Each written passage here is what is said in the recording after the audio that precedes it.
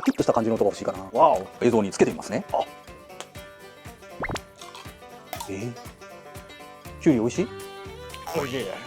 でもね、ちょっと音がね、いまいちかな。僕的にはもうちょっとパキッとした感じの音が欲しいかな。なるほど。ということで今日はね、きゅうりの音を別の野菜で撮ってみたいと思うのはこちらです。